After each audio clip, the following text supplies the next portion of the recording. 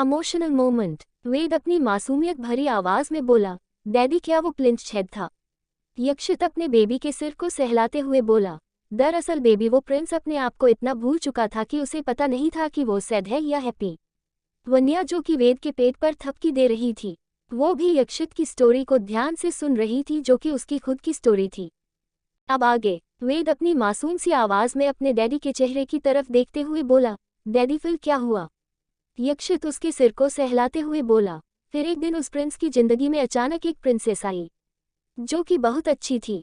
वेद अपने फेस पर क्यूट सी स्माइल लिए हुए बोला, बिल्कुल मम्मा की तरह। उद्धरण चिन्ह। अपने बेबी की बातें सुनकर वन्या भी स्माइल करने लगी। यक्षित स्माइल करते हुए एक नज़र वन्या की तरफ देखते हुए बोला, हाँ बेटा बिल्कुल आपकी मम्मा की तरह। यक्षित उसके सिर को सहलाते हुए अपनी कहानी जारी रखता है। उस प्रिंसेस ने उस प्रिंस की लाइफ हमेशा हमेशा के लिए बदल कर रख दी। उस प्रिंस का प्रिंसेस को हमेशा के लिए अपने साथ रखने का डिसीजन उसकी लाइफ का बेस्ट डिसीजन था। उद्धरण चिन्ह। अपनी कहानी पूरी करते हुए जब यक्षित अपने साइड में देखता है तो दोनों माँ बेटे नींद के आगोश में जा चुके थे। उनके सोते हुए मासूम चेहरे को देखकर यक्षित के फेस पर स्माइल आ जाती है। वह झुककर वेद के माथे को चूम लेता है, फिर वन्या के माथे को भी आहिस्ते से अपने होंठों से छू लेता है। वह वन्या और अपने बेबी को मुलायम ब्लैंकेट से कवर कर देता है और खुद उन दोनों को निहारते हुए नींद के आगोश में चला जाता है। अगली सुबह वन्या किचन में सबके लिए ब्रेकफास्ट रेडी कर रही थी। उसे लगा था कि आज बाहर आते ही सभी उसे बर्थडे विश करेंगे, पर ऐसा कुछ भी नहीं हुआ था। बर्थडे विश करना तो छोड़ो, किसी को उसका बर्थडे तक याद नहीं था। पर वन्या ये सोचकर तसल्ली कर रही थी कि जब उसे अपना बर्थडे याद नहीं था तो बाकी सबको भला कैसे याद होगा। पर आज वन्या को दृष्टि पर बहुत गुस्सा आ रहा था, क्योंकि हर साल उसके बर्थडे पर सरप्राइज देने वाली दृष्टि ने भी उसे अभी तक बर्थडे विश नहीं किया था। इसलिए वन्या को आज अपनी बेइज्जती पर बहुत गुस्सा आ रहा था। पर वन्या को जैसा दिख रहा था वो सच नहीं था। सबको उसका बर्थडे बराबर याद था, पर सब यक्षित की सरप्राइज के आगे मजबूर थे। उन्हें भी बहुत मुश्किल हो रहा था खुद को यूं इस तरह से रोकना। वन्या जहां किचन में कुकिंग करने में बिजी थी, वहीं सारे बॉस, दादाजी और अनिल जी एक कमरे में बैठकर कुछ डिस्कशंस कर रहे थे। अनिल जी यक्षित की तरफ देखते हुए बोले, बेटा मुझे तो वन्या के लिए बहुत बुरा लग रहा है। मैं तो उसे सुबह से ही बर्थडे विश करना चाहता था, पर तुम्हारी वजह से मैं रुक गया। मैं अपनी बेटी को बर्थडे विश कर सरप्राइज कर देना चाहता था, पर तुमने तो उसके बर्थडे की सरप्राइज प्लेन बताकर मुझे ही सरप्राइज कर दिया। बेटा मुझे तो अभी भी अपनी बेटी की उदास शक्ल देखी नहीं जा रही। क्यों न हम उसे बर्थडे विश कराएं? उद्धरण चिन्ह। ये सुनकर यक्षित उनकी तरफ घूर कर देखते हुए बोला, बिल्कुल नहीं डैड। क्या आप नहीं चाहते कि आपकी बेटी के चेहरे पर बहुत बड़ी स्माइल आए? उद्धरण चिन्ह। अनिल जी यक्षित की तरफ देखते हुए बोले, मैं चाहता तो हूँ बेटा, पर अभी मुझे उसकी मुरझाई हुई शक्ल देखकर बिल्कुल अच्छा नहीं लग रहा है। उद्धरण चिन्ह। युवान भी अपनी टांग घुसाते हुए बोला, भाई यार, डैड इज राइट। मैं तो कल से बहुत एक्साइटेड था। खुद तो भाभी को बर्थडे विश कर आए, हमें ही उनकी नज़रों में बुरा बना दिया। ये कहते हुए वह अपना मुंह लटका लेता है। इससे पहले कि वह युवान की बातों का जवाब देता आस्तिक बीच में बोल पड़ा, यस बॉस, युवान सही कह रहा है। ये तो गलत है ना? उद्धरण चिन्ह। एकांत और भाविक भी बोल पड़े, हाँ बॉस ये गलत बात है। हम भी मैडम को उनके बर्थडे पर उन्हें विश करना चाहते हैं। उद्धरण चिन्ह। यक्षित एक नज़र सबको घूर कर देखता है, जिससे सभी एकदम शांत हो जाते हैं। वो उन सब से बोला, हो गया तुम लोगों का या अभी और भी कुछ बोलना बाकी है? सब एकदम से साइलेंट हो गए। अनिल जी और युवान दोनों बाप बेटे की शक्ल एकदम से मुरझा गई थी, क्योंकि वन्या को बर्थडे विश करने के लिए सबसे ज्यादा एक्साइटेड वो दोनों ही थे। तभी चैतन्य दादाजी बोले, मुझे लगता है यक्षित ठीक बोल रहा है। अभी भले ही वन्या बेटी को दुख महसूस हो रहा है, पर बाद में उसके चेहरे पर बड़ी सी खुशी आएगी जब वो हम सभी को एक साथ सरप्राइज देते हुए देखेगी। उद्धरण चिन्ह। आखिरकार सभी दादाजी की बातों से सहमत हो जाते हैं। अनिल जी और युवान भी बुझे मन से हाँ में सिर हिला देते हैं। यक्षित उन सबको समझाने लगता है कि आगे क्या करना है। उन सभी को यक्षित को इस तरह देखकर बहुत हैरानी भी हो रही थी, क्योंकि ऐसा पहली बार हो रहा था जब यक्षित किसी के लिए सरप्राइज प्लान कर रहा हो। ये बात सभी नोटिस करते थे कि वन्या के आ जाने से यक्षित में बहुत सारे चेंजेस आ गए हैं और वे खुश भी थे ये जानकर। पहले यक्षित सब पर बहुत ज्यादा गुस्सा किया करता था, छोटी छोटी गलतियां भी उससे बर्दाश्त नहीं होती थी। पर वन्या के आ जाने से उसके गुस्से में बहुत नरमी पड़ गई थी। सब ये देखकर बहुत खुश थे। वन्या के आ जाने से यक्षित की लाइफ पूरी तरह से बदल चुकी थी। इधर वन्या किचन में कुकिंग करने में बिजी थी। जब उससे रहा नहीं गया तो आखिरकार उसने दृष्टि को कॉल कर ही लिया। दृष्टि सामने से कॉल पिक करते हुए बोली, हेलो वन्या, गुड मॉर्निंग लव, आज सुबह सुबह कैसे याद किया? उद्धरण चिन्ह।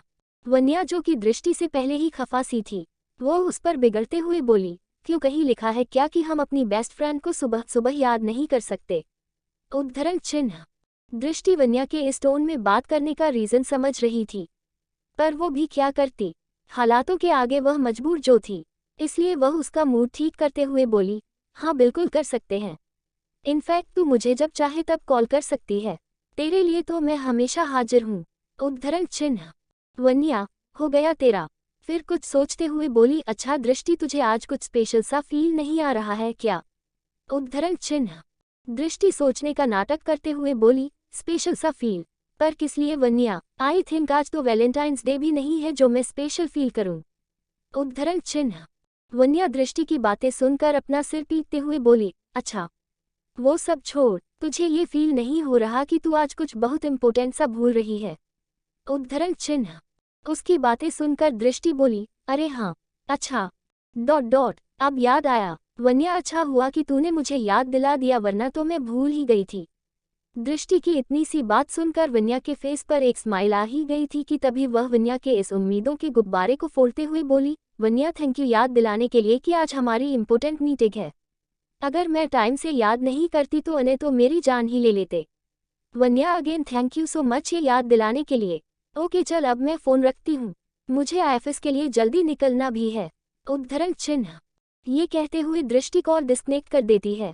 वन्या फ़ोन को घूरती रह जाती है क्योंकि दृष्टि को ये भी याद आ गया कि आज उनकी इम्पोर्टेंट मीटिंग है, पर ये याद नहीं आ पाया कि आज उसकी बेस्टी का बर्थडे। अब तो वन्या एकदम से चिढ़ उठी थी। वह मैड से कहकर डिशेज को डाइनिंग टेबल पर ब्रेकफास्ट के लिए रखने के लिए बोलती है। उधर दृष्टि कॉल डिस्कनेक्ट करने के बाद फ़ोन को देखते हुए बोली, सॉरी वन्या, मुझे ये नाटक करना पड़ रहा है। जीजू आपकी वजह से मेरी फ्रेंड मुझे कोस रही होगी। ये कहते हुए वह वॉशरूम की तरफ फ्रेश होने के लिए चली जाती है। दूसरी तरफ विवेक को भी वन्या के बर्थडे सरप्राइज के बारे में पता चल चुका था। वह तो पूरी तैयारी करके बैठा था, शायद वह वन्या को उसकी लाइफ का सबसे बेस्ट सरप्राइज देने वाला था। ब्रेकफास्ट के टाइम भी वन्या थोड़ी बुझी बुझी सी लग रही थी। सबको उसे इस तरह देखकर बिल्कुल भी अच्छा नहीं लग रहा था, पर उन्हें ये करना ही था। अनिल जी वन्या की मुरझाई हुई मासूम शक्ल को देखकर बार बार पिघल रहे थे, पर यक्षित उन्हें आंखें दिखाकर बीच में ही रोक देता था। ब्रेकफास्ट के बाद सब अपने अपने काम पर चले गए। युवान अपने कॉलेज के लिए निकल गया, बाकी बॉयज और यक्षित अपने ऑफिस के लिए निकल गए। वन्या अपने कमरे में आ गई। वह चुपचाप अपने बेड पर लेट गई। वह आज मायूस हो गई थी क्योंकि उसकी बेस्टी और उसके प्यारे फैमिली मेंबर्स को उसका बर्थडे याद ही नहीं था। थोड़ी देर बाद वन्या को याद आया कि आज वो अपने वेद बेबी का एडमिशन स्कूल में कराने वाले थे। यही याद दिलाने के लिए उसने यक्षित को कॉल किया, पर यक्षित ने उसका कॉल रिसीव नहीं किया। एक समझदार वाइफ होने के नाते वन्या को लगा कि यक्षित मीटिंग में बिजी होंगे, इसलिए कॉल पिक नहीं किया होगा।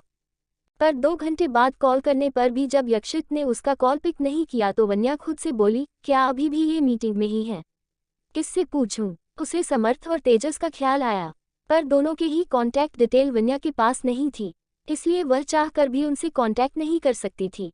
4-5 बार भी कॉल करने पर जब यक्षित ने उसका कॉल पिक नहीं किया तो वन्या को यक्षित पर बहुत जोर से गुस्सा आने लगा। वह फ़ोन को गुस्से से घूरते हुए बोली, ऐसी क्या इम्पोर्टेंट मीटिंग आ गई है जो ये मेरा एक कॉल भी रिसीव नहीं कर रहे? जो भी हो पर इन्हें मेरा कॉल इस तरह इग्नोर नहीं करना चाहिए। आखिर मैं उनकी वाइफ हूँ। आने दो आज यक्षित को, इन्हें तो मैं छोड़ूंगी नहीं। ये कहते हुए वन्या अपना सारा गुस्सा यक्षित पर निकालने लगी।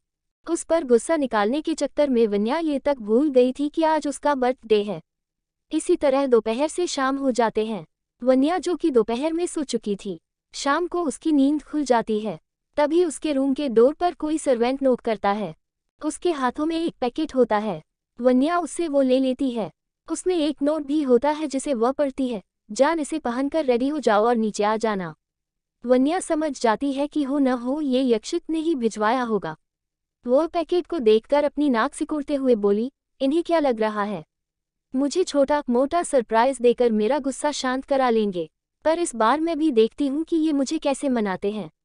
उद्धरण चिन्ह। वह ज्यादा नहीं सोचती और चुपचाप शॉवर लेकर रेडी होने लगती है।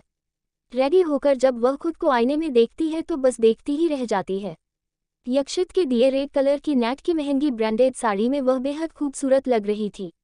वन्या ने बालों को खुला ही रखा हुआ था, होठों पर लाल लिपस्टिक और मेकअप भी बहुत मिनिमल ही रखा हुआ था। वह सीढ़ियों से होते हुए नीचे जाने लगती है। हॉल में चारों तरफ सन्नाटा छाया हुआ था। वह हैरानी भरी निगाहों से चारों तरफ देखते हुए बाहर आ जाती है। सामने एक ड्राइवर उसका वेट कर रहा होता है। ड्राइवर वन्या को देखकर अपना सर झुकाता है और पोलाइट वे में उसे ग्रीट करता है। वह वन्या से कहता है कि सर ने उसे एक एड्रेस में पहुंचाने को कहा है। वन्या हाँ में सिर हिलाती है और कार में बैठ जाती है। थोड़ी देर बाद उसकी कार एक बड़े से लग्जरियस 7 स्टार होटल बिल्डिंग के सामने रुक जाती है। वन्या कार से बाहर उतरती है और उस होटल को निहारते हुए अंदर जाती है। एक अटेंडेंट वन्या को लेकर ऊपर वाले कमरे में आती है। वह वन्या को आगे जाने का कह वहां से लौट जाती है। वन्या आगे बढ़ते हुए एक अंधेरे कमरे में चली जाती है। अचानक से उसे अपनी पेट में 2 मजबूत हाथ रेंगते हुए महसूस होते हैं।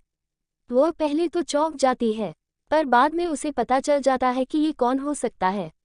तभी अचानक उस कमरे की लाइट्स ऑन होती है और यक्षित उसे पीछे से हक किए हुए ही धीरे से उसके कानों में बोला, हैप्पी बर्थडे वाइफी। उद्धरण चिन्ह। रूम की डेकोरेशन देखकर वन्या के फेस पर एक प्यारी सी मुस्कान आ गई। उस कमरे को और यक्षित की सरप्राइज को देखते ही उसका सारा गुस्सा छूमंतर हो गया। वन्या अपने गुलाबी चेहरे के साथ बोली, आपने मेरे लिए सरप्राइज प्लान किया हुआ था। उद्धरण चिन्ह। यक्षित उसके कंधे को आहिस्ते से पकड़कर अपनी तरफ करते हुए हाँ में सिर हिलाता है और उसके होठों को आहिस्ते से चूम कर बोला, बहुत खूबसूरत लग रही हो जान। ये सुनकर वन्या ब्लश करने लगती है, क्योंकि यक्षित अपनी प्यार भरी नजरों से वन्या को निहार रहा था। वह उसके कंधे को पकड़ते हुए बोला, तुम्हारे लिए एक सरप्राइज और है। ये कहते हुए वह वन्या को एक अंधेरे हॉल की तरफ ले जाने लगता है। तभी अचानक से वहां की लाइटें ऑन हो जाती है और वहां मौजूद सभी एक साथ वन्या को देखकर चिल्लाते हैं, हैप्पी बर्थडे। उद्धरण चिन्ह। वन्या तो पूरी तरह से सरप्राइज्ड हो जाती है क्योंकि वहां पर सभी मौजूद थे। सिन्हानिया फैमिली के सारे मेंबर्स, मिस्टर गौतम, अनय, दृष्टि सारे मौजूद थे। अब वन्या को समझ आ रहा था कि कोई उसका बर्थडे भूला नहीं था, बल्कि सब उसे सरप्राइज देना चाहते थे। पर अभी भी एक की कमी थी, वो था विवेक। दादाजी उस पर बिगड़ते हुए बोले, ये नालायक आज फिर लेट है।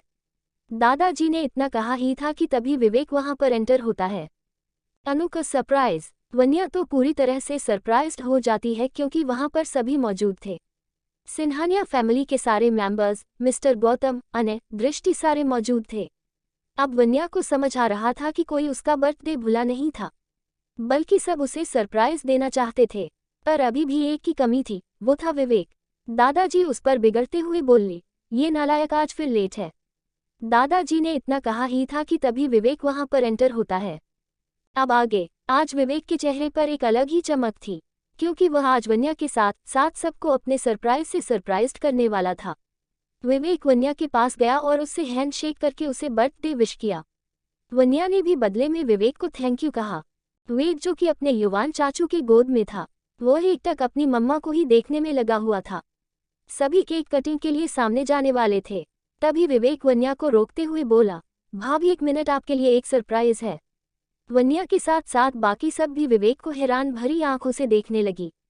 विवेक ने कुछ इशारा किया, तभी एक लड़की उस हॉल में एंटर हुई। अब तक किसी ने भी उसका चेहरा ढंग से नहीं देखा था।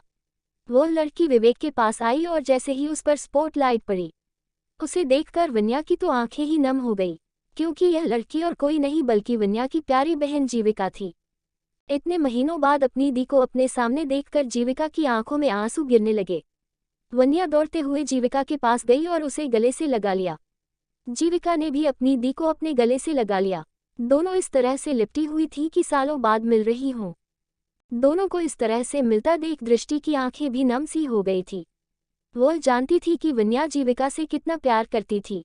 इस दुनिया में वन्या के पास अपना कहने को 2 ही लोग थे, एक तो वो खुद और दूसरी उसकी छोटी बहन जीविका। यक्षित भी समझ गया था कि ये लड़की वन्या की छोटी बहन जीविका है। वह भी दोनों को इस तरह देखकर काफी खुश था। वहीं वहां मौजूद बाकी लोग कंफ्यूज्ड होकर वन्या और जीविका को देख रहे थे। हालांकि दोनों को इस तरह से मिलता देख वो समझ गए थे कि जरूर इस लड़की का वन्या से कोई खास रिश्ता है। थोड़ी देर तक यूं ही हकिए रहने के बाद वन्या आहिस्ते से जीविका से अलग होती है। वह जीविका के चेहरे को अपने हाथों में भरकर उसके आंसू पोंछते हुए बोली, जीविका तुम यहाँ। उसकी बातों से ही लग रहा था कि वह जीविका को देखकर कितनी ज्यादा खुश थी। पर जीविका ने अपनी दी के सवाल का जवाब दिए बगैर उससे ही पूछ बैठी, दी आप ठीक हो? आपको पता है मैंने इतने दिनों तक आपको कांटेक्ट करने की कोशिश की, पर आपसे बात ही नहीं हो पा रही थी। मैं भगवान से रोज प्रार्थना करती थी कि वे जल्द से जल्द आपको मुझसे मिला दें। मुझे आपकी बहुत टेंशन हो गई थी। ये सोच सोच दिल घबरा रहा था कि आपके साथ कुछ हो तो नहीं गया। ये कहते हुए वह फिर से टूटने सी लगी थी, क्योंकि इतने दिन वन्या के बिना रहना उसे कैसा महसूस हुआ ये उससे बेहतर और कोई नहीं जान सकता था। उसे यूं टूटता देख विवेक उसके करीब आया और उसकी पीठ को रब करते हुए बोला, जीविका शांत हो जाओ, देखो अब तुम्हारी दी तुम्हारी आंखों के सामने है।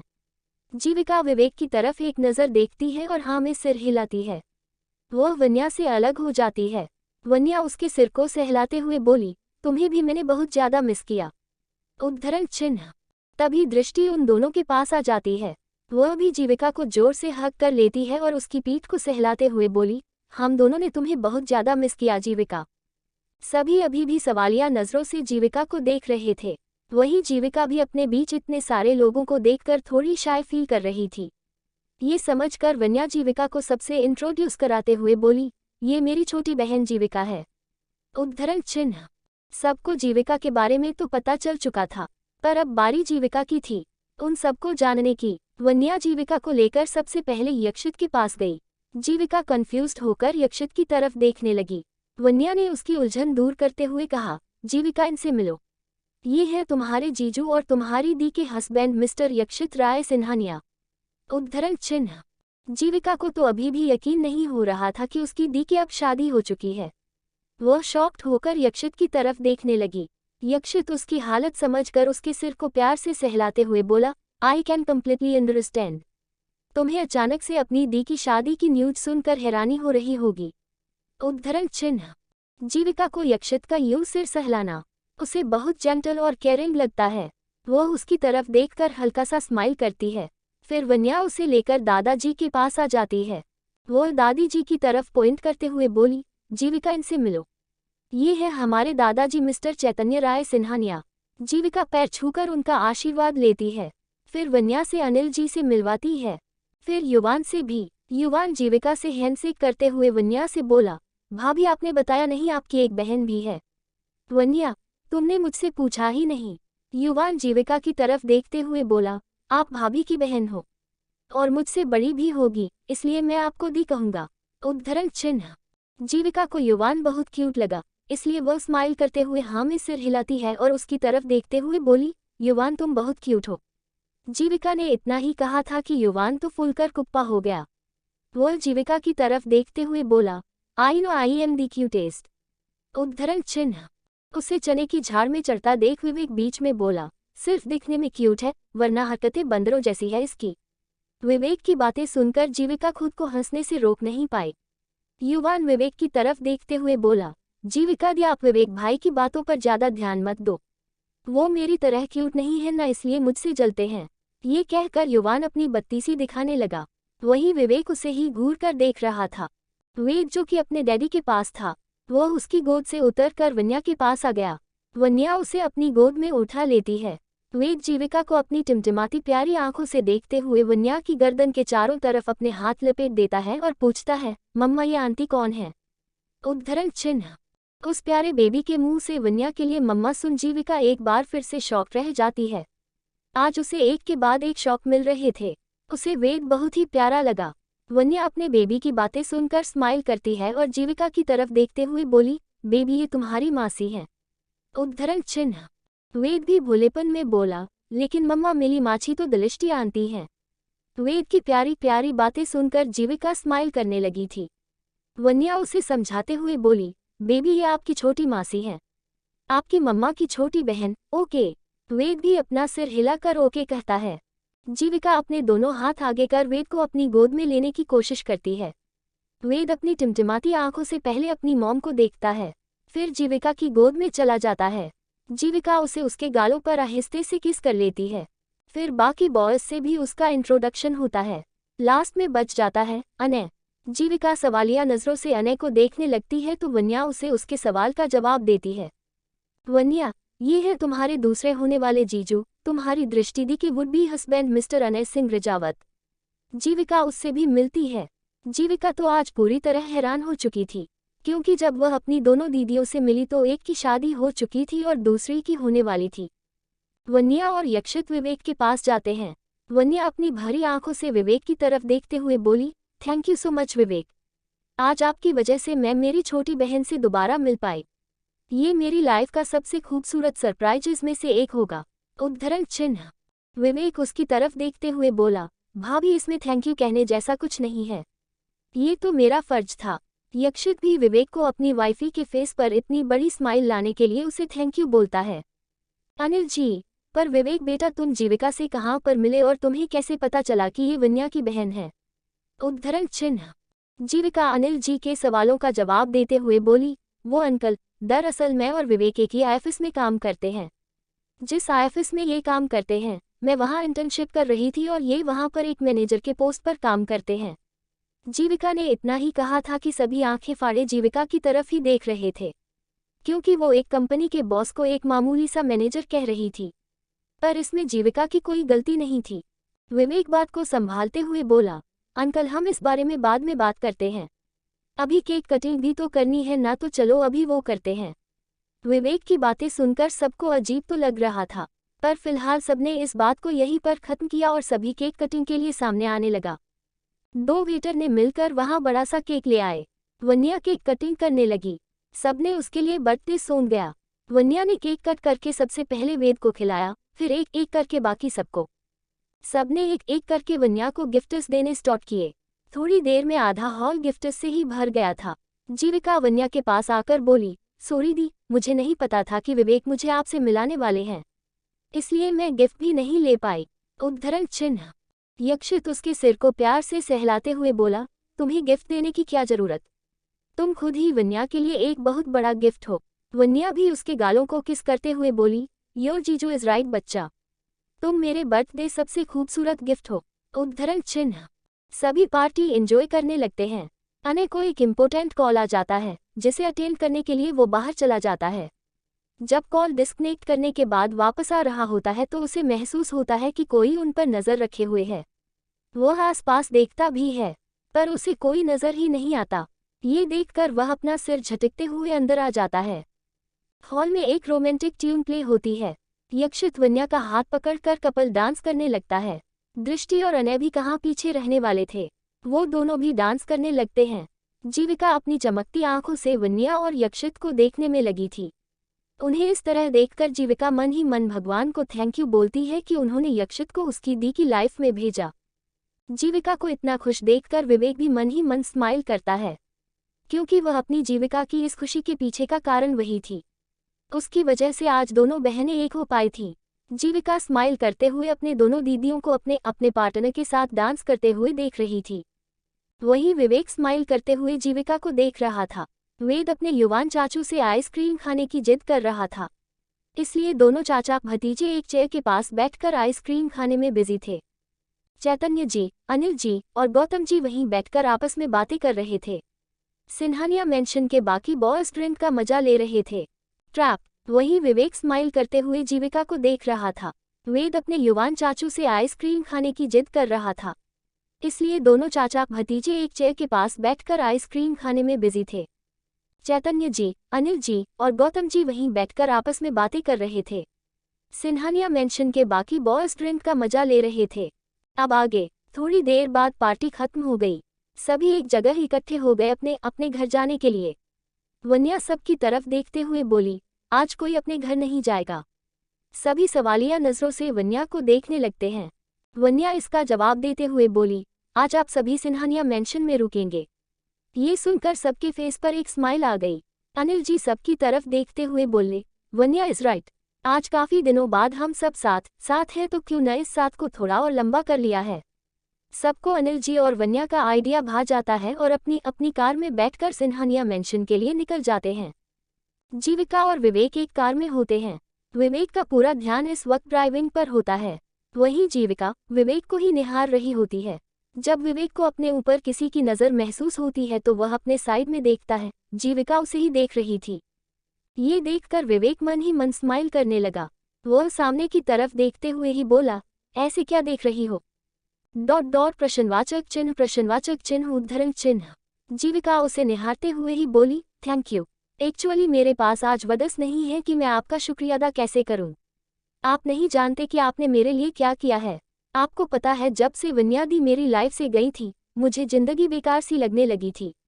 यूँ समझ लीजिए कि मेरे लिए मेरी वन्यादी ही मेरी सब कुछ थी, जिसे आज मैंने आपकी बदौलत फिर से पा लिया है। इसलिए आपको मैं जितना भी थैंक यू कहूँ उतना कम है। I am blessed to have a person like you. उद्धरण चिन्ह। जीविका की बातें सुनकर विवेक स्माइल करते हुए उसके सिर को अपने एक हाथ से सहलाते हुए बोला, तुम्हारे कहने से ही मैं समझ गया था कि तुम वन्या भाभी से कितना प्यार करती हो। तुम दोनों दिल से एक दूसरे के लिए रोज प्रे करते थे, इसलिए भगवान को तुम दोनों को तो मिलाना ही था। उद्धरण चिन्ह। जीविका भी स्माइल करते हुए एक नज़र विवेक को देखती है और उसके कंधे पर अपना सिर रखकर आंखें बंद कर लेती है। थोड़ी देर में ही वह नींद के आगोश में चली जाती है। विवेक आहिस्ते से उसके माथे को चूम लेता है और ड्राइविंग पर फोकस करने लगता है। अनय और दृष्टि भी एक कार में होते हैं। अनय कार ड्राइव कर रहा था और दृष्टि अनय के कंधे पर अपना सिर टिकाए हुए थी। वो ऐसे ही अपना सिर टिकाए हुए अनय से बोली, आज का दिन कितना अच्छा था ना। आज दो बहनें इतने दिनों बाद एक दूसरे से मिल पाईं। उद्धरण चिन्ह। अनय भी दृष्टि की हाँ में हाँ मिलाते हुए बोला, हम। पर मुझे तो कभी लगा नहीं था कि वन्या भाभी की बहन भी होगी, पर उन दोनों को साथ देखकर बहुत अच्छा लगा। उद्धरण चिन्ह। दृष्टि। अनय, वन्या और जीविका सगी बहनें नहीं हैं, पर दोनों की बॉन्डिंग, उनका प्यार सगी बहनों से भी बढ़कर। जीविका अपनी दी से जितना प्यार करती है शायद वह अपनी माँ से भी न करती हो।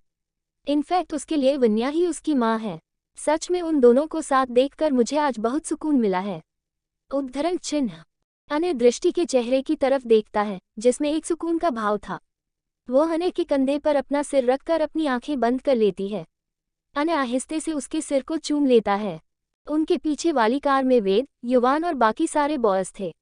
वेद अपने युवान चाचू की गोद में बैठा हुआ था और उसके चाचू उसे ऊटपटांग बातें कहकर हंसाने में लगा हुआ था, जिसे सुनकर बाकी सारे बॉयज के कान पक चुके थे। आस्तिक से रहा नहीं गया तो वह बोल पड़ा, क्या कर रहे हो युवान? तुम एक ही बात को बार बार रिपीट कर इस मासूम बच्चे के साथ साथ हमें भी मार रहे हो। उद्धरण चिन्ह। युवान उसकी तरफ देखते हुए बोला, अगर इतनी ही प्रॉब्लम हो रही है तो तुम सब अपने कान बंद कर लो ना। मैं तो वेद को आज हंसा कर ही रहूंगा। ये कहते हुए वह जैसे ही फिर से शुरू होने लगा। आस्तिक ने आस भरी निगाहों से वेद की तरफ देखा। वेद अपने चाचू की तरफ देखते हुए बोला, तातू आज के लिए बच हो गया, अब वेदांश निन्नी करना चाहता है। ये कहते हुए वेद अपने चाचू की गोद में लुढ़क गया। युवान ने उसे आराम से अपनी गोद में एडजस्ट कर लिया।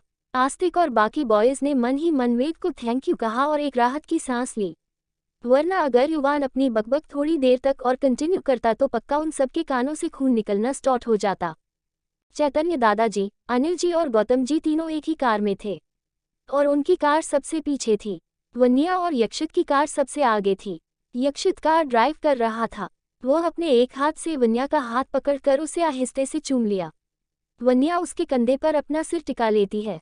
यक्षित कार ड्राइव करते हुए ही उसके माथे को आहिस्ते से चूम लेता है। तभी अचानक से यक्षित सामने देखकर एकदम से ब्रेक मार देता है। उसने वन्या को पहले ही संभाल लिया था, इसलिए दोनों में से किसी को भी चोट नहीं आई थी। अच्छी खासी रोड के बीचों बीच एक पेड़ का गिरा होना यक्षित को खटक रहा था। अभी रात का वक्त था। रोड के दोनों तरफ घने जंगल थे। इस समय यक्षित और उसकी फैमिली के साथ कोई सिक्योरिटी नहीं था। यक्षित समझ गया था कि जरूर ये किसी तरह ट्रैप है।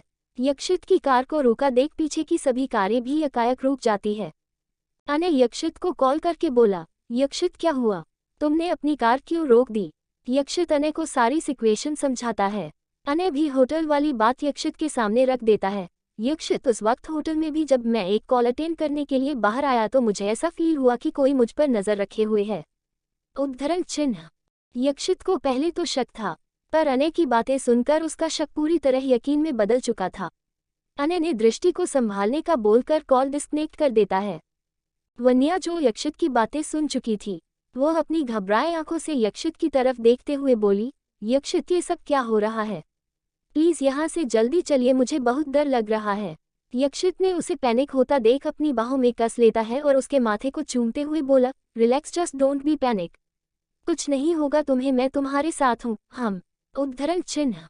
पीछे वाली कार में मौजूद सभी लोग भी सोच में पड़ गए कि अचानक से उस घने जंगल में उनकी कार क्यों रुकी हुई है। यक्षित, अनय, विवेक और आस्तिक तीनों को कॉन्फ्रेंस कॉल में ले लेता है। यक्षित पूरे अटेंशन मोड में आते हुए बोला, मेरी बात ध्यान से सुनो। आगे किसी ने हमारे रास्ते को ब्लॉक करने की कोशिश की है। आई एम श्योर किसी ने हम पर अटैक करने की प्लानिंग कर रखी है। वन्या जो यक्षित को कसकर पकड़े हुए थी, वह बहुत ध्यान से उसकी बातें सुन रही थी। यक्षित अपनी कोल्ड टोन में ध्रुव, उद्धरण चिन्ह। ध्रुव अटेंशन मोड में आते हुए बोला, यस बॉस, उद्धरण चिन्ह। यक्षित अपनी कोल्ड टोन में, जल्द से जल्द यहाँ से आगे जाने के लिए दूसरे रास्ते का इंतजाम करो। ध्रुव यस बॉस कहता है और अपने रिसोर्सेस को इस काम में लगा देता है। अभी उन सभी का वहां से जल्द निकलना बेहद जरूरी था, क्योंकि अभी उनकी फैमिली भी उनके साथ थी। यक्षित के लिए ये सब सिचुएशन कोई नया नहीं था। वह पहले भी इससे, या यूं कहें कि इससे भी वर्स्ट सिचुएशंस को हैंडल कर चुका था। पर इस वक्त वन्या और उसकी पूरी फैमिली उसके साथ थी और वह अभी कोई भी रिस्क लेने के मूड में नहीं था। यक्षित ने सबको अलर्ट करवा दिया था। उसने सबसे स्ट्रिक्टली कह दिया था कि कोई भी अपनी कार से बाहर न आए। यक्षित के ऑर्डर पर अनिल जी वाली कार सामने आ गई और उसके पीछे में आस्तिक और बाकी बॉयज की कार चली गई। अब तक सभी अलर्ट मोड में आ चुके थे। दृष्टि भी सिचुएशन को समझते हुए घबरा सी गई थी। वह परेशान होकर अनय की तरफ देखने लगी। यक्षित के ऑर्डर सुनकर अनय कॉल डिस्कनेक्ट कर देता है और अपनी तरफ देखते हुए दृष्टि को अपनी बाहों में कसते हुए उसके माथे को चूम लेता है और कहता है, तुम्हें डरने की जरूरत नहीं है, मैं तुम्हारे साथ हूँ और तुम्हें कुछ नहीं होने दूंगा। दृष्टि को भी अनय पर पूरा भरोसा था कि उसके रहते उसके साथ कोई गलत नहीं कर सकता। उधर जीविका भी इस सिचुएशन को देखते हुए पैनिक होने लगी थी, क्योंकि उसने आज तक कभी अपनी लाइफ में ऐसी सिचुएशन को फेस नहीं किया था। उसकी घबराहट को समझते हुए विवेक उसके कंधे पर अपनी मजबूत पकड़ रखते हुए बोला, डोंट बी पैनिक, तुम डरो मत, मैं तुम्हारे साथ हूँ। उद्धरण चिन्ह। अब तक ध्रुव को भी दूसरे रास्ते का पता चल चुका था और उसने सबको उस तरफ चलने के लिए सिग्नल भेज दिया था। पर उससे पहले ही यक्षित को पता चल चुका था कि अब किसी भी वक्त उन पर फायरिंग हो सकती है। उसने अनय और विवेक को अलर्ट करवा दिया था। फिर अपने ब्लैक जैगुआर स्क्वाड के पास कॉल करके उन्हें अपना एक्शन मोड ऑन करने के लिए ऑर्डर दे दिया। यक्षित, विवेक और अनय तीनों ने अपनी कार के ब्लैक ग्लास को ऑन कर दिया था, ताकि बाहर का नज़ारा उनकी कार से नजर न आ पाए। ऐसा करने का रीजन भी वन्या, दृष्टि और जीविका ही थी। वे तीनों उन्हें घबराते हुए नहीं देखना चाहते थे, क्योंकि वे तीनों आज बहुत खुश थीं और वे नहीं चाहते थे कि इस खुशी की जगह घबराहट ले ले। जल्द ही भाविक की वेल ट्रेन्ड बॉडीगार्ड्स की आर्मी ने उन सभी की कार को पूरी तरह से घेर लिया। जैसा कि यक्षित को पहले ही अंदाजा हो चुका था, वहां पर फायरिंग स्टार्ट हो चुकी थी। बॉडीगार्ड्स से भरी कारें उन सभी की कारों को प्रोटेक्ट कर रही थी। वहीं सबकी कार जल्द से जल्द सिंघानिया मेंशन के लिए निकल गई। वन्या तो यक्षित से पूरी तरह चिपक ही गई थी। यक्षित कार ड्राइव करते हुए बीच बीच में उसके माथे को आहिस्ते से चूम रहा था। वह वन्या को एहसास दिला रहा था कि वह उसके साथ है, उसे डरने की कोई जरूरत नहीं है। यक्षित और बाकी सबकी कारों को वेल ट्रेन्ड बॉडीगार्ड्स प्रोटेक्ट कर रहे थे, इसलिए उनकी कारों को तो कोई नुकसान नहीं हुआ, पर बॉडीगार्ड्स से भरी कारों की हालत बहुत खराब हो चुकी थी। साथ ही उनके बहुत से बॉडीगार्ड्स शॉट भी हो चुके थे, साथ ही बहुत घायल भी। पर उन्होंने अपने बॉस और उनकी फैमिली पर आँच आने नहीं दिया। बहुत जल्द ब्लैक जैगुआर स्क्वाड की इस ब्रांच ने सारे शूटर्स को मौत के घाट उतार दिया और भाविक के ऑर्डर पर वे वहां से जाने लगे, क्योंकि वे अब तक सेफ जोन में आ चुके थे। यक्षित के इशारे पर वहां और भी बॉडीगार्ड्स आए और घायल बॉडीगार्ड्स को उठाकर हॉस्पिटल की तरफ ले जाने लगे। थोड़ी देर बाद उन बॉडीगार्ड्स के लिए नई कार भी आ गई। वे उसमें बैठकर वहां से निकलने लगे। हसीन लम्हे। बहुत जल्द ब्लैक जैगुआर स्क्वाड की इस ब्रांच ने सारे शूटर्स को मौत के घाट उतार दिया और भाविक के ऑर्डर पर वे वहां से जाने लगे, क्योंकि वे अब तक सेफ जोन में आ चुके थे। यक्षित के इशारे पर वहां और भी बॉडीगार्ड्स आए और घायल बॉडीगार्ड्स को उठाकर हॉस्पिटल की तरफ ले जाने लगे। थोड़ी देर बाद उन बॉडीगार्ड्स के लिए नई कार भी आ गई। वे उसमें बैठकर वहां से निकलने लगे। अब आगे लगभग आधे घंटे बाद यक्षित और बाकी सबकी कार सिंघानिया मेंशन के अंदर एंटर कर चुकी थी। सभी अंदर की तरफ जाने लगे। यक्षित के ऑर्डर पर मैंशन की सर्वेंट्स दृष्टि, आने, विवेक, जीविका और गौतम जी को उनके रूम दिखाने के लिए ले गए। सभी अपने अपने कमरे में फ्रेश होने के लिए आ गए। वेद, जो कि इतनी सारी मस्ती करने के बाद थककर कार में ही सो गया था, युवान उसे उसके कमरे में लाकर आहिस्ते से उसके बेड पर सुला देता है और उसके शूज उतारकर उसे ब्लैंकेट से अच्छी तरह कवर करके उसके सिर पर किस करके बाहर आ जाता है और अपने कमरे में चला जाता है। रूम में आकर वन्या कमरे में मौजूद अपने गिफ्ट्स को देखकर चौंकी जाती है, क्योंकि वहां पर तोहफों की ढेर सी लगी हुई थी। इतने तोहफे तो शायद वन्या को उसकी पूरी जिंदगी में नहीं मिले होंगे। सारे तोहफों की तरफ हैरानी से देखता देख यक्षित उसे पीछे से हग करते हुए उसके कान के नीचे किस करके बोला, सब तुम्हारे ही हैं, पहले फ्रेश हो जाओ, बाद में आराम से देख लेना। उद्धरण चिन्ह। वन्या हाँ में सिर हिला देती है और चेंजिंग रूम की तरफ जाने लगती है।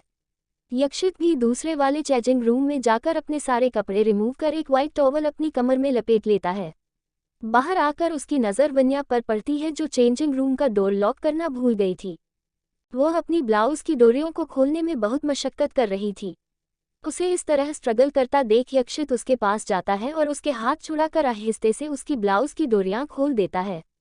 फिर आहिस्ते से उसके कंधे की तरफ झुकते हुए उसे चूम लेता है। इस एहसास में वन्या अपनी आंखें बंद कर लेती है। यक्षित नीचे झुककर वन्या की ब्लाउज का हुक भी खोल देता है। उसे लगा कि वन्या को उसे रिमूव करने में प्रॉब्लम होगी, इसलिए वह वन्या से दूर होने से पहले उसके कान के पास अपने होंठ ले जाकर उससे कुछ कहता है, जिसे सुन वन्या के गाल शर्म से गुलाबी हो जाते हैं। यक्षित वहां से जाते हुए बोला, जल्दी आना। ये कहते हुए वह वॉशरूम की तरफ चला गया। वहीं वन्या अपने गुलाबी गालों के साथ अपने कपड़े रिमूव करने लगी। थोड़ी देर बाद वह अपनी बॉडी पर एक सफ़ेद टॉवेल लपेटकर वॉशरूम की तरफ जाने लगती है। वहां का नज़ारा देख वन्या की आंखें चमक उठती हैं। पूरे वॉशरूम में एक भी लाइट नहीं जल रहा था। पूरा वॉशरूम बस कैंडल्स की रोशनी से ही रोशन हो रहा था। गुलाब की पंखुड़ियां से पूरा वॉशरूम सजा हुआ था। बाथटब के सरफेस पर भी गुलाब की पंखुड़ियां सजी हुई थीं। कुल मिलाकर बाथरूम का माहौल बहुत रोमांटिक था। ये भी यक्षित के सरप्राइज का ही पार्ट था। वन्या इस रोमांटिक थीम को निहारने में बिजी थी कि तभी उसे अपने पेट पर किसी के हाथ रेंगते हुए महसूस हुई। साथ ही उसकी खुली नेक पर किसी के गर्म सांसों का एहसास भी होने लगा। वो समझ गई कि ये कौन है। यक्षित उसके कान के नीचे किस करते हुए बोला, तो कैसा लगा सरप्राइज? उद्धरण चिन्ह। वन्या यक्षित की तरफ ही पलट गई। कैंडल्स की उस पीली रोशनी में वन्या का चेहरा और उसकी पूरी स्किन बहुत खूबसूरती से ग्लो कर रही थी, जो कि यक्षित को अपनी तरफ अट्रैक्ट भी कर रही थी। वन्या यक्षित के चेहरे की तरफ देखते हुए बोली, बिल्कुल आपकी तरह, बेहद रोमांटिक। यक्षित स्माइल करते हुए वन्या के करीब आकर उसकी कमर को कसकर पकड़ लेता है और उसके होठों को आहिस्ते से चूम लेता है। फिर उसके गुलाबी चेहरे की तरफ देखने लगता है। थोड़ी देर तक अपनी वाइफी को निहारने के बाद वह उसके नेक पर अपने होंठ रख देता है और उसे किस करते हुए वन्या का टॉवल रिमूव कर अपना टॉवल भी हटा देता है। वह वन्या को अपनी गोद में लेकर बाथटब में आहिस्ते से डाल देता है। यक्षित ने पानी को ल्यूकवार्म रखा हुआ था ताकि उसकी नाजुक सी बीवी को ठंड न लग जाए। हल्के गर्म पानी में आकर वन्या को एक सुकून सा मिलता है। उसकी सारी थकान जैसे गायब होने को होती है। वह गुलाब की पंखुड़ियों से भरे पानी को अपने चेहरे पर छिड़कने लगती है। यक्षित अपनी वाइफी की इन क्यूट हरकतों को देखकर स्माइल करता है और आहिस्ते से वह भी बाथटब के अंदर आ जाता है। वन्या यक्षित के सीने पर अपना सिर टिका देती है और उसकी मस्कुलर बैक को अपने छोटे छोटे हाथों से भरने की कोशिश करती है। यक्षित वन्या की खुली पीठ को सहलाते हुए उसके सिर को आहिस्ते से चूम लेता है। वन्या एक नज़र उठाकर यक्षित के शांत चेहरे को देखती है, जो इस वक्त काफ़ी अट्रैक्टिव नजर आ रहा था। यक्षित के चेहरे को देखकर वन्या के फेस पर स्माइल आ जाती है। ये देखकर यक्षित अपना चेहरा झुकाकर वन्या के होंठों को आहिस्ते से चूम लेता है। वन्या स्माइल करते हुए एक बार फिर उसके सीने पर अपना सिर टिका देती है और कहती है, यक्षित। उद्धरण चिन्ह। यक्षित अपनी आंखें बंद किए हुए वन्या की पीठ को प्यार से सहलाते हुए बोला, हम। वन्या, मेरा ये बर्थडे मेरी लाइफ का सबसे बेस्ट बर्थडे है, क्योंकि इसमें आप मेरे साथ थे। मेरी पूरी फैमिली साथ थी, जो मुझे आपकी वजह से मिली। आप बहुत अच्छे हैं। I love you so much Yakshit. उद्धरण चिन्ह। यक्षित भी अपनी वाइफी के सिर को प्यार से चूमते हुए बोला, I love you too wifey. ये कहते हुए वह वन्या को अपनी बाहों में और कस लेता है। इस एहसास में वन्या भी यक्षित को अपनी हथेलियों में भरने की कोशिश करती है। दोनों थोड़ी देर तक इस सुकून में ऐसे ही रहते हैं। यक्षित वन्या के हाथों को अपने हाथों में भरकर उसे चूमते हुए बोला, वाइफी तुम नहीं जानती कि तुम मेरे लिए क्या हो। बस इतना समझ लो कि तुम में और वेद में मेरी जान बसती है। वन्या को अब तक यक्षित के बेइंतहान प्यार का एहसास तो हो ही चुका था, साथ ही उसे इस बात का भी एहसास था कि अब वह यक्षित के बगैर एक पल भी जी नहीं पाएगी। थोड़ी देर ऐसे ही प्यार भरे लम्हे जीने के बाद वन्या यक्षित के चेहरे की तरफ देखते हुए बड़ी मासूमियत में बोली, यक्षित। यक्षित उसके सिर को सहलाते हुए बोला, हम बोलो। उद्धरण चिन्ह। वन्या बच्चों की तरह शक्ल बनाकर बोली, मुझे बहुत भूख लगी है। यक्षित को इस समय वन्या बहुत ही ज्यादा प्यारी लग रही थी और उसे अपनी वाइफी की इस क्यूटनेस पर बहुत प्यार भी आ रहा था। वो उसे टीज करने के लिए उसके होंठों के बेहद करीब आ गया और वैसे ही बोला, बहुत जोर से भूख लगी है। वन्या ने बड़ी मासूमियत में हाँ में सिर हिला दिया। इस वक्त यक्षित को वन्या वेद की कार्बन कापी लग रही थी। यक्षित उसके होंठों को अपने अंगूठे से सहलाते हुए बोला, वाइफी अगर बहुत जोर से भूख लगी है तो तुम मुझे अभी इसी वक्त खा सकती हो। आई प्रॉमिस मैं तुम्हें रोकूंगा नहीं। उद्धरण चिन्ह। ये कहते हुए यक्षित की आंखों से शरारत छलक छलक कर बाहर आ रही थी। वन्या समझ रही थी कि यक्षित का इशारा किस तरफ है। वो उसके सीने पर मारते हुए बोली, आप आजकल कुछ ज्यादा ही नोटी नहीं हो गए हैं। उद्धरण चिन्ह। यक्षित अनजान बनते हुए बोला, ऐसा क्या? पर मुझे तो नहीं लगता। वन्या एक बार फिर अपनी मासूम शक्ल बनाते हुए बोली, यक्षित प्लीज ना, मुझे बहुत भूख लगी है। देखिए अब तो मेरे पेट पर से आवाजें आनी भी शुरू हो गई है। ये कहते हुए वह यक्षित के हाथों को अपने पेट पर रख देती है। यक्षित को वन्या की ये क्यूट हरकतें बहुत अच्छी लगती है। वह वन्या की तरफ एकटक अपनी आंखों में कुछ ख्वाहिशें लेकर उसकी तरफ देखते हुए बोला, अब मुझे उस पल का बेसब्री से इंतजार है जब मैं ऐसे ही तुम्हारे पेट पर अपना हाथ रखकर हमारे बेबी को फील करूंगा। उद्धरण चिन्ह। वन्या यक्षित के उन्हीं हाथों को जो उसके पेट पर रखे हुए थे उसके ऊपर अपना हाथ रखते हुए बोली, मुझे भी उस पल का इंतजार है यक्षित, जब हमारा बेबी आपको डैडी और मुझे मम्मा कहकर बुलाएगा। जब हमारे प्यारे वेद को उसकी क्यूट सी बेबी प्रिंसेस या बेबी प्रिंस मिलेगा। उद्धरण चिन्ह। यक्षित वन्या की तरफ देखते हुए उसके माथे को आहिस्ते से चूम लेता है। फिर उसे ज्यादा परेशान न करते हुए बाथटब से बाहर आकर बाथरोब पहन लेता है और वन्या को भी एक बाथरोब पहना देता है। थोड़ी देर में दोनों कपड़े पहनकर नीचे डिनर के लिए आ जाते हैं, जहां बाकी सब भी उन दोनों का वेट कर रहे थे। डाइनिंग टेबल तरह तरह की टेस्टी डिशेज से सजा हुआ था। युवान को तो खाने को देखकर ही भूख तेज हो गई थी। वो तो बस यही सोच रहा था कि उसके भाई और भाभी आएं और वो जल्द से जल्द खाना स्टार्ट कर दे। वन्या और यक्षित के बैठने के बाद सभी डिनर करने लगते हैं। दृष्टि और अनय अगल बगल बैठे हुए थे, वहीं जीविका और विवेक भी अगल बगल ही बैठे हुए थे। वन्या ने खाते वक्त बीच बीच में जीविका की तरफ देख रही थी। उसके फेस पर यह देखकर स्माइल आ गई कि विवेक खाते वक्त भी अपनी चोर नजरों से जीविका को बीच बीच में निहारे जा रहा था। जीविका भले ही मंदिरा की बेटी थी, पर उसके एक भी गुण या यूं कहें कि उसकी एक भी बुराइयां उसमें नहीं थी। इनफैक्ट जीविका मंदिरा की बेटी न होकर वन्या की छोटी बहन ज्यादा थी। ये बात अब तक विवेक भी जान चुका था। वह अच्छी तरह समझ चुका था कि जीविका कितनी इनोसेंट और मासूम सी है। खाना खाते वक्त दृष्टि को देखकर अनय के फेस पर डेविल स्माइल आ गई, जिसे देखकर साफ पता चल रहा था कि उसके दिमाग में जरूर कुछ खुरापात चल रहा है। उसने खाना खाते हुए ही अचानक से दृष्टि के राइट हैंड को टेबल के नीचे से ही पकड़ लेता है। दृष्टि को जब यह फील हुआ तो वह अपनी आंखें तरेर कर अनय को देखती है और इशारे से पूछती है, ये क्या हरकतें हैं? उद्धरण चिन्ह। अनय ऐसे रिएक्ट करता है जैसे कि कुछ हुआ ही नहीं। दृष्टि को अनय की इस हरकत पर बहुत गुस्सा आ रहा था। वह खा जाने वाली नजरों से अनय को घूर रही थी। वन्या ने ये नोटिस कर लिया था कि दृष्टि पहले अपने राइट हैंड से स्पून पकड़कर खाना खा रही थी, पर अब अपने लेफ्ट हैंड से खा रही थी, जिससे उसे खाने में प्रॉब्लम भी हो रही थी। वन्या उसकी तरफ देखते हुए बोली, दृष्टि तू उल्टे हाथ से क्यों खा रही है? अभी तो सीधे हाथ से खा रही थी। इसके साथ ही सबकी निगाहें भी दृष्टि पर टिक जाती है। वो अनय की तरफ घूरते हुए बोली, वन्या वो क्या है ना कि मेरे सीधे हाथ में अचानक से दर्द शुरू हो गया, इसलिए इस हाथ से खाना पड़ रहा है। उद्धरण चिन्ह। वन्या, हम कोई बात नहीं, दिन के बाद तू मुझसे मलहम ले लेना ताकि तेरा ये पेन ठीक हो जाए। दृष्टि, उसकी कोई जरूरत नहीं पड़ेगी। बहुत दिनों से मैंने अपने राइट हैंड से किसी का मुंह नहीं तोड़ा ना, इसलिए तू टेंशन मत ले, मेरा दर्द जल्द ही ठीक हो जाएगा। उद्धरण चिन्ह। युवान जो कब से दृष्टि को अनय को घूरता देख रहा था, वह मुंह भींचे अनय पर हंस रहा था, क्योंकि दृष्टि ने ये सब अनय के लिए ही तो कहा था। आज सब साथ में थे, इसलिए गौतम जी को लगा कि अनय और दृष्टि की शादी की बात करने के लिए इससे बेहतर मौका उन्हें नहीं मिलेगा। इसलिए वो सबकी तरफ देखते हुए बोले, may I have your attention please. सबकी निगाहें उनकी तरफ हो जाती है। अंधेरे से डर। आज सब साथ में थे, इसलिए गौतम जी को लगा कि अनय और दृष्टि की शादी की बात करने के लिए इससे बेहतर मौका उन्हें नहीं मिलेगा। इसलिए वो सबकी तरफ देखते हुए बोले, may I have your attention please. सबकी निगाहें उनकी तरफ हो जाती है। अब आगे अनिल जी गौतम जी की तरफ देखने लगे। अनिल जी, गौतम जी और विवेक की मॉम डैड चारों बहुत अच्छे दोस्त हैं। वे उनकी तरफ देखते हुए बोले, कहो गौतम, क्या कहना चाहते हो? उद्धरण चिन्ह। गौतम जी, मैं कब से इस बारे में बात करना चाहता था। आज जब हम सब साथ हैं तो मुझे नहीं लगता इससे अच्छा मौका कभी मिलेगा। उद्धरण चिन्ह।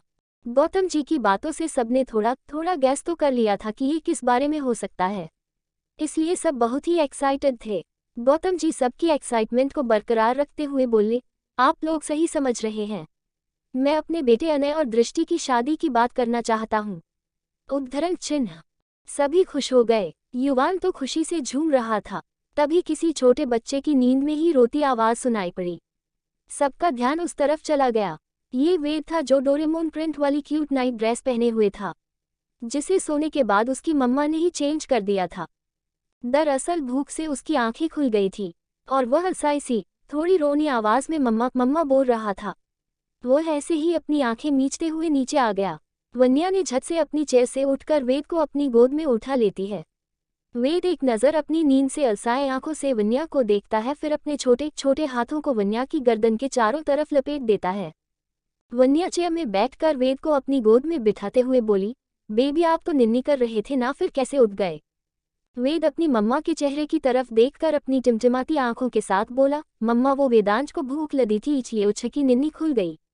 ये कहते हुए वह अपने छोटे से पेट की तरफ इशारे करने लगा।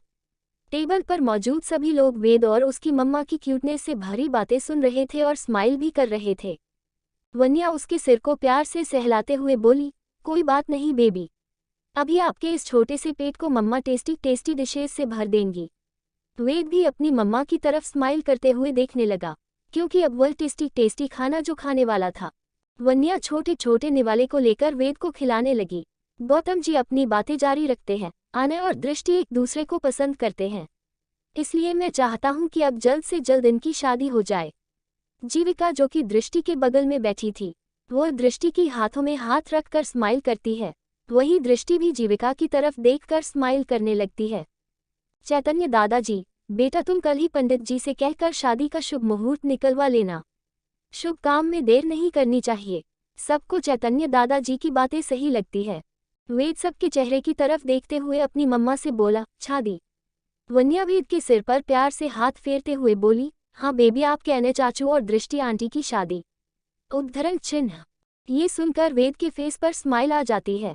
वह अपने मॉम डैड की तरफ देखते हुए बोला, वेदांश को भी शादी करनी है। उसकी बातें सुनकर जहां वहां पर मौजूद सारे खिलखिलाकर हंस पड़े। वहीं वन्या और यक्षित एक दूसरे की शक्ल देखने लगे। यक्षित अपने बेबी के सिर पर प्यार से हाथ फेरते हुए बोला, बेटा शादी बड़े लोगों की होती है, हम अभी तो आप छोटे से क्यूट से बेबी हो। जब आप बड़े हो जाओगे तो मैं और आपकी मम्मा आपकी शादी के बारे में सोचेंगे। हम वेद भी किसी अच्छे बच्चे की तरह हाँ में सिर हिला देता है और अपनी मम्मा के हाथों से खाना खाने लगता है। इसके साथ ही सभी खाना खाना स्टार्ट कर देते हैं। युवान तो पहले से ही भूख से तड़प रहा था। वो हाँ देखता है ना ताव जल्दी जल्दी खाने को मुंह में भरने लगता है। उसकी इस जल्दबाजी को देखकर दादाजी उसे टोकते हुए बोले, युवान क्या कर रहे हो? ये कोई छूटती ट्रेन नहीं है जो भाग जाएगी, इसलिए आराम से खाओ। उद्धरण चिन्ह। पर युवान को अपनी भूख के आगे कुछ भी नजर कहाँ आता था। वह दादाजी की तरफ देखकर बोला, दादाजी इस मासूम बच्चे को बहुत भूख लगी है, इसलिए मुझे आज मत रोकिए। ये कहते हुए वह फिर से भर भर के खाने लगा। विवेक जीविका को उसकी तरफ पॉइंट करते हुए बोला, देखा मैंने कहा था न कि ये बस दिखने में क्यूट है। उद्धरण चिन्ह। युवान के कान खड़े हो गए। वह विवेक की तरफ घूरते हुए बोला, विवेक भाई आप मेरी मासूम सी जीविका दी को मेरे बारे में क्या पट्टी पढ़ा रहे हो? विवेक भी स्माइल करते हुए बोला, पट्टी नहीं पढ़ा रहा छोटे, बस तुम्हारी असलियत बता रहा हूँ। विवेक की बातें सुनकर सब यकायक हंस पड़ते हैं। युवान का मुंह छोटा सा हो जाता है। वो विवेक की तरफ देखकर मुंह लटका कर बोला, विवेक भाई। दादाजी युवान को आंखें दिखाते हुए बोले, क्या विवेक भाई? सही तो कह रहा है वो। कम से कम आज तो सबके सामने ढंग से खाना खाओ। पता नहीं तुम्हारी बीवी आएगी तो तुम उसके सामने कैसी हरकतें करोगे। उद्धरण चिन्ह। युवान अपनी बत्तीसी दिखाते हुए बोला, उस वक्त देख लूंगा, पर अभी तो अपनी भूख मिटा लूं। ये कहते हुए वह खाने पर टूटी पड़ता है, जैसे कि वह अभी पलकें झपकाएगा और पूरा डाइनिंग टेबल गायब हो जाएगा। दादाजी अपना सर पीटते हुए बोले, इस लड़के का कुछ नहीं हो सकता। उद्धरण चिन्ह। दादाजी की इस बात पर सब हंस देते हैं और अपने अपने खाने पर फोकस करने लगते हैं। फिर सभी अपने अपने कमरे की तरफ जाने लगते हैं। वेद वन्या की गोद में लिपट चुका था, इसलिए वन्या उसे अपनी गोद में उठाए हुए अपने रूम की तरफ जाने लगती है। वहीं यक्षित वन्या के पीछे पीछे था। वह वन्या की गर्दन पर अपना चेहरा रखा अपने क्यूट बेबी को देखकर स्माइल करते हुए ऊपर जा रहा था। उसने आहिस्ते से वेद को बैग पर बिठाया। वेद अपनी नींद से उठ चुका था, इसलिए अभी वह फ्रेश फील कर रहा था। वन्या ने सोचा कि क्यों न अपने बेबी का दिया बर्थडे गिफ्ट देखा जाए। यक्षित भी उस गिफ्ट बॉक्स को ले आया जिसमें वेद का गिफ्ट था। वन्या आहिस्ते आहिस्ते गिफ्ट को अनपैक करने में लगी थी। जैसे ही उसने वेद का गिफ्ट देखा उसके फेस पर एक स्माइल आ गई। उसने स्माइल करते हुए यक्षित को भी वो दिखाया। दोनों स्माइल करते हुए उसे निहारने लगे। वेद ने एक प्यारी सी ड्राइंग बनाई थी जिसमें 4 लोग एक दूसरे का हाथ पकड़कर खड़े थे। वे एक दूसरे के साथ बहुत खुश भी नजर आ रहे थे। ये ड्राइंग एक 4 साल के बच्चे के हिसाब से बहुत खूबसूरत थी। वेद भी स्माइल करते हुए अपनी मम्मा के चेहरे की तरफ देखकर बोला, मम्मा आपको मिला गिफ्ट कैसा लगा? उद्धरण चिन्ह। वन्या उसके गालों पर किस करते हुए बोली, बहुत ही अच्छा मेरे बेबी। अब ये तो बताओ कि ये कौन कौन है? वेद वही अपने मॉम डैड के बीच आलती पालती मारकर बैठा हुआ था। वो स्माइल करते हुए एक इंसान पर पॉइंट करते हुए बोला, मम्मा ये आप हो। फिर दूसरे इंसान पर पॉइंट करके बोला, डैडी ये आप हो। ये वेदांश है और ये उच्च की क्यूट सी बेबी प्लीछेच है। उद्धरण चिन्ह। वेद ने ये फैमिली ड्राइंग बहुत ही खूबसूरती के साथ बनाई थी। वन्या वेद के छोटे छोटे होठों पर प्यार से किस करते हुए बोली, बेबी आपको पता है ना आप सबसे क्यूट हो। वेद अपनी मम्मा की गर्दन में हाथ डालते हुए बोला, यच मम्मा। उद्धरण चिन्ह। फिर वन्या की नज़र वेद के डैडी पर पड़ी, जो अपनी आंखों में शरारत लिए उसे ही देख रहे थे। वन्या समझ गई कि यक्षित के दिमाग में कुछ तो खुरापात चल रही है। यक्षित ने भी वन्या की उम्मीदों पर खरा उतरते हुए उसकी तरफ झुक गया और उसके कानों के पास जाकर बोला, जान तुम्हें नहीं लगता एक किस बेबी के डैडी को भी मिलनी चाहिए? उद्धरण चिन्ह। यक्षित की बातें सुनकर वन्या उसकी तरफ घूरते हुए बोली, बिल्कुल नहीं। यक्षित उसके कानों में धीरे से बोला, तुम देना नहीं चाहती तो कोई बात नहीं, मैं खुद ही ले लूंगा। उसकी इस बात पर वन्या एक बार फिर उसे आंखें दिखाती है। यक्षित उसकी इस हरकत पर स्माइल करने लगता है। वन्या उससे दूर होने की कोशिश करती है तो यक्षित उसकी कमर को कसकर पकड़कर अपने करीब कर लेता है। वन्या अपने आंखों के इशारे से कहती है, यक्षित नहीं, हमारा बेबी यही है। उद्धरण चिन्ह। पर यक्षित को तो जैसे कोई फर्क ही नहीं पड़ता। वह वन्या के करीब आकर उसके होंठों को अपने होंठों के गिरफ्त में ले लेता है और वेद की आंखों को अपने एक हाथ से कवर कर देता है। वन्या की तो आंखें बड़ी बड़ी हो जाती है। यक्षित पहले भी ऐसा कर चुका था। वन्या अभी वेद को देखती है तो कभी उसके डैडी को। यक्षित उसकी नेक को पकड़कर अपनी तरफ देखने के लिए मजबूर कर देता है। वह आहिस्ते आहिस्ते उसे किस करने लगता है। वन्या भी आंखें बंद करके उसका पूरा साथ निभाती है। यक्षित उसे ज्यादा परेशान नहीं करता और जल्दी ही उसे रिलीज कर देता है। वह वन्या को आज परेशान करने के पूरे मूड में था, पर वह अभी चाह कर भी कुछ नहीं कर सकता था, क्योंकि उनका प्यारा बेबी अभी अपनी टिमटिमाती आंखों से अपने मॉम डैड को ही देख रहा था।